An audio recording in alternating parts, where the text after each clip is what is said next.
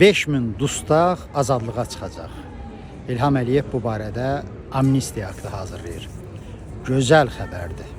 İndidən o ailələrə göz aydınlığı verirəm. Amma hər bir gözəlin eybi olduğu kimi bu işin də bir eybi var.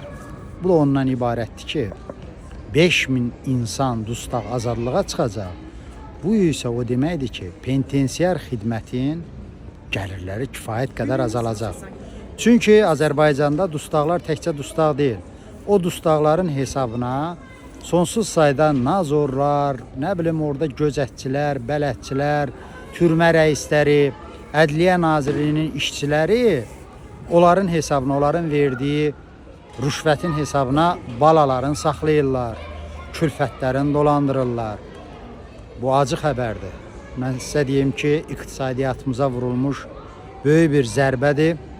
5000 nəfərin rüşvət sistemindən çıxması bizim penitensiar sistemdə çalışan vətəndaşlarımızın həyat və yaradıcılığına, dolanışığına ciddi təsir eləyəcək. Biz bu halla barışmamalıyıq, amma bütün çətinliklərdən bir çıxış yolu var. Azərbaycan hökuməti çalışmalıdır ki, o dustaqların yerin təzə şərləmə kampaniyaları ilə ən azı marta qədər, Novruz bayramına qədər bir təhər doldursun ki, bu penitensiar sistemdə işləyən nazorlar, rəislər sıxıntıya düşməsinlər. Novruz bayramında heç olmaya normal tutulasa bilsinlər külfətlərinə.